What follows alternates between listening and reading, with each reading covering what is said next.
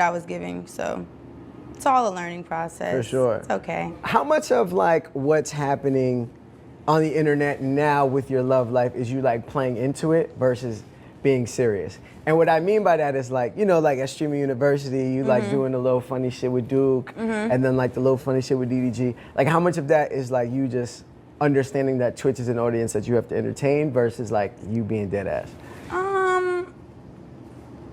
On which person or like Both. what scenario? I mean, the whole thing with Duke was very much, it just organically happened. That was my first time meeting him, being around him. That's like what it gave, I guess you could say.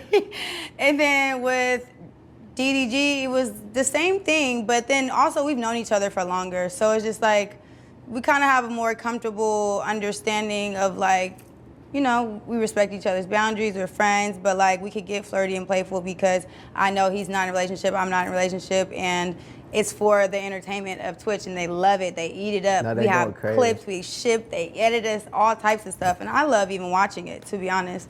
So yeah, I think like most of it's entertainment, but a lot of it too is just like organic, cool, like genuine vibes, really. Yeah, like it just be happening. Yeah. And when the camera's there Cool to catch people. it, Yeah. they catch it. What are some of your favorite things about DDG?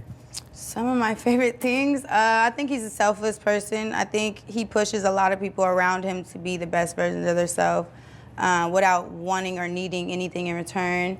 I love his family. He got a dope family. He's very driven. He's very like, he knows what he wants, and you know, sky's the limit for his life. He don't put no type of like set, I don't know what it's called. Boundaries? Not even boundaries, but like Parameters, maybe? yeah, he just overcomes every goal. Like if he has a goal, he does another one, and he doesn't stop. So I really commend him for his work ethic and for being selfish and pushing others around him to be more. At Streaming University, you said you and Duke caught like a natural vibe when you first met. What are some of your favorite things about him? I love that he smells good and he's like a chill guy. Like, I don't know him too well. That was like the first time we met. We were only around each other for a couple of days.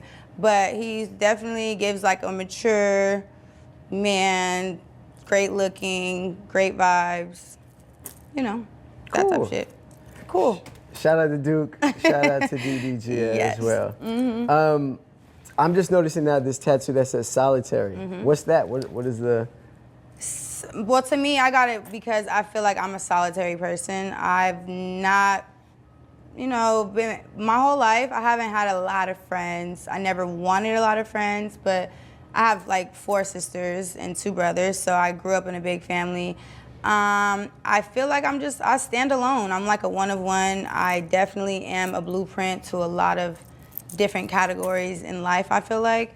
So, yeah, I'm just a one of one. What does that mean? Like you're a blueprint to a lot of categories? Like I feel like I started a lot of waves in dressing or like, you know, culture-wise. I wouldn't say like super original, but a lot of things I did start a wave of, I would feel. So a lot of girls started flipping their jeans down and showing their thongs. I think I kind of like started that wave of just something where I love low-rise jeans. Some of my shit was high, so I would flip it down.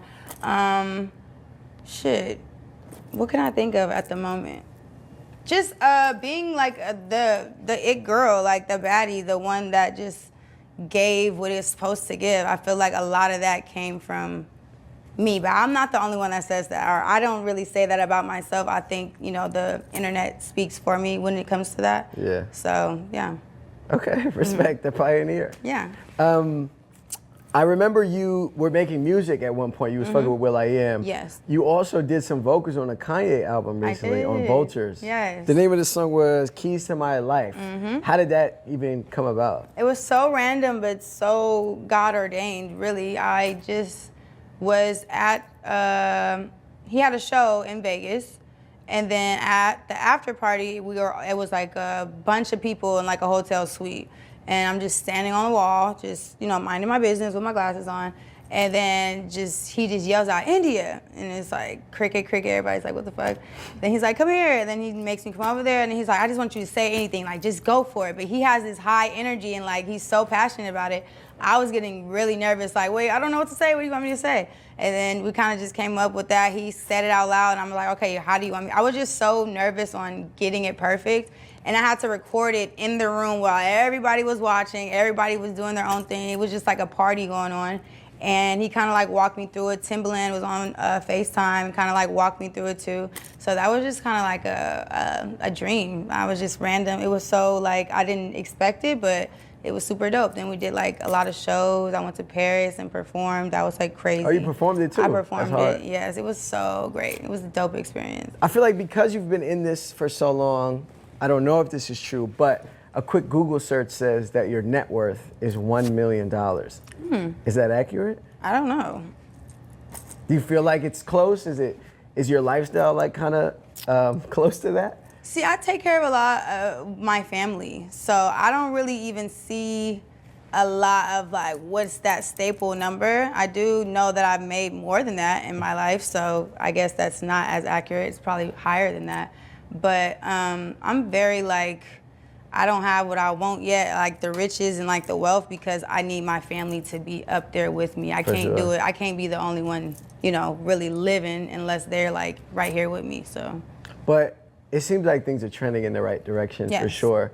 What has been like the most lucrative for you thus far? Would you say it's like music? Would it be like OnlyFans? Would it be streaming now? I think OnlyFans was the most lucrative, but I really? stopped. Oh, you yeah, off it now? I stopped OnlyFans probably like the beginning of this year. Why?